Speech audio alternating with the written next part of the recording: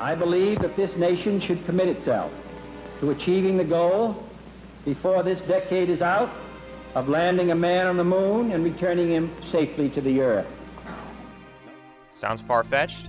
Well, that's exactly what we did, and it left a greater impact than you might think. This is the story of our mission to come in peace for all mankind.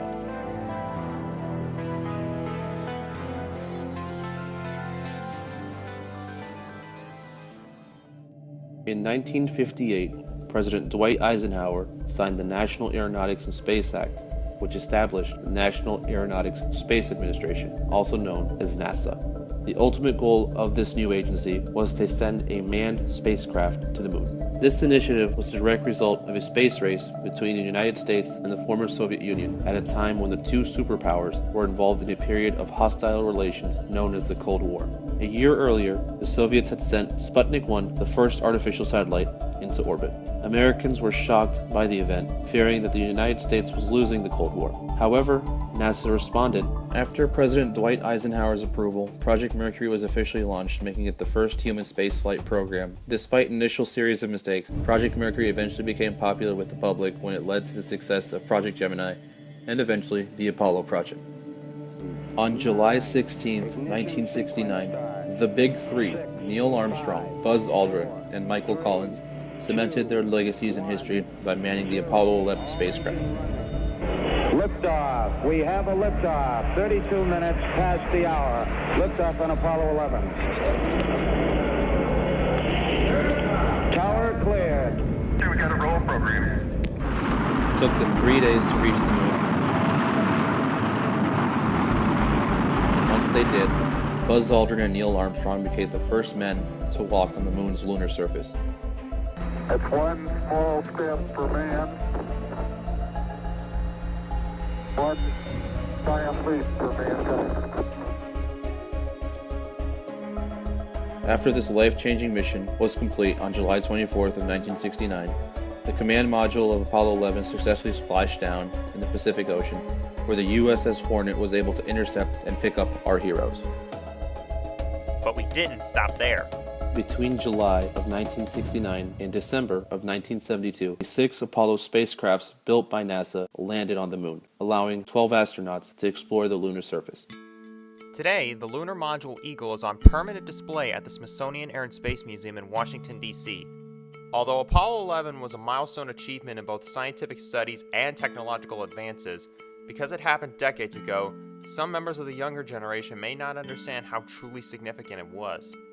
July of 1969, I was getting ready to be a freshman in high school, so I was very cognizant of the space race.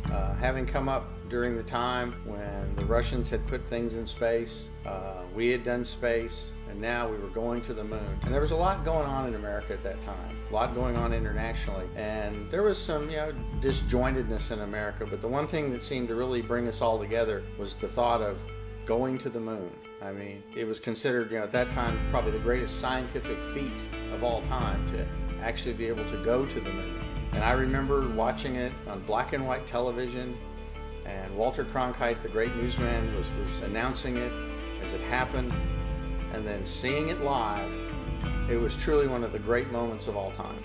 I was in second grade, and I knew something really important was happening, because my great-grandparents came over, my grandparents, my family, friends of my parents and friends of mine all came over. We, in the second grade, we just thought it was like a party.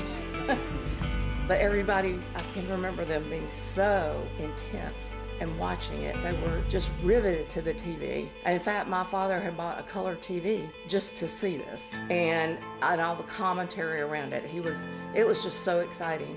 And then I remember it getting just quiet as it could be when he got on the ladder and stepped down.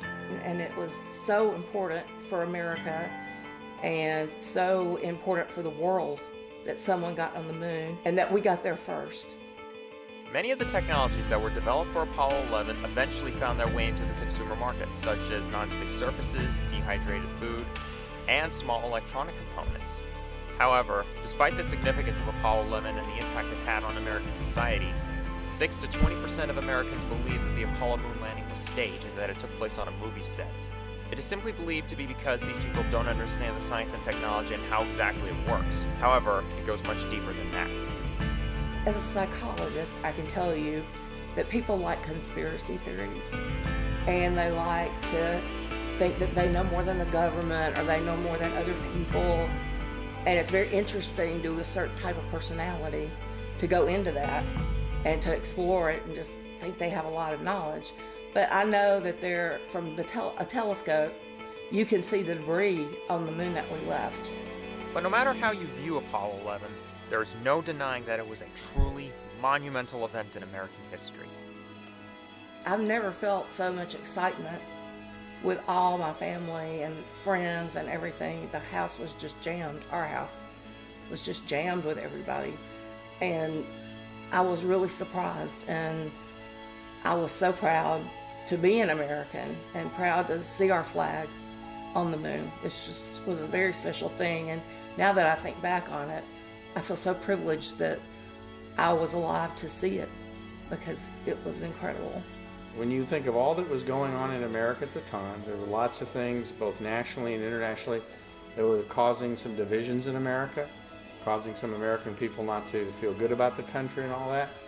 But landing on the moon, you know, John Kennedy started the whole thing when he said, we are going to go to the moon by the end of the decade, and we're going to make that commitment. And what that really showed, I think, to even the most cynical American at that time, is that if we worked hard, we put the resources, we put our academics into place, we put our science and engineering into place, and developed the technology, America could do anything.